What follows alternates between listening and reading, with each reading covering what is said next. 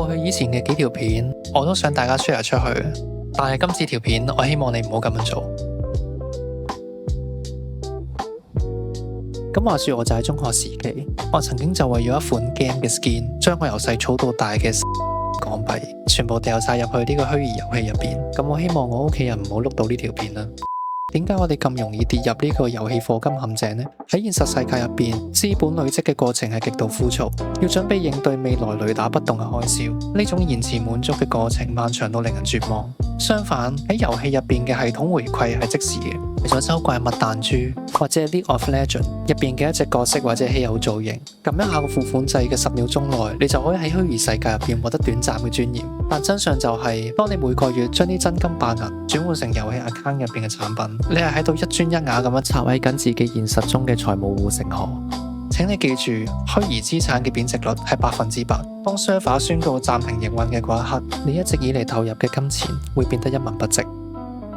每次當你將辛苦賺翻嚟嘅本金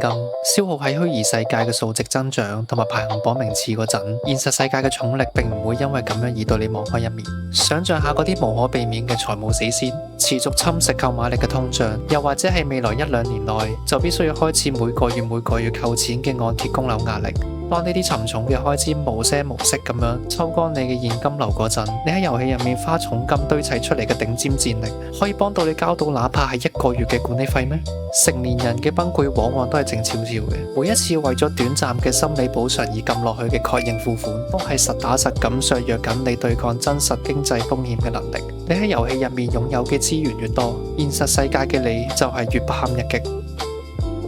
要成為真正嘅長線贏家，第一步就係要親手斬斷呢種虛擬快感帶俾你嘅麻醉作用。請你由而家開始接受現實嘅枯燥同埋乏味，將嗰啲用嚟買 skin、買角色嘅資金強制斬斷，與其將啲錢變成 server 一執笠就消失嘅代碼，不如長期咁樣去投資一啲優質嘅 ETF， 真正咁樣享受股市市場帶俾你嘅複息增長。我明白紀律從來都係違反人性嘅，過程係絕對唔會舒服嘅。我都明白依家香港人好壓抑，壓力大，有時都係要呢啲虛擬去帶俾你快感，但係我認為都係要適量，千祈唔好俾虛擬去掌控你嘅人生。到最後，如果你仲頂得上呢種殘酷嘅現實，請留低一個免費嘅 like 訂閱，兼且撳埋隔籬個鐘仔。如果你都曾經買過呢種超後悔嘅虛擬產品，喺留言區同我相應下，等我知道自己並唔係孤單一個。呢度係零到現實，我哋下次見。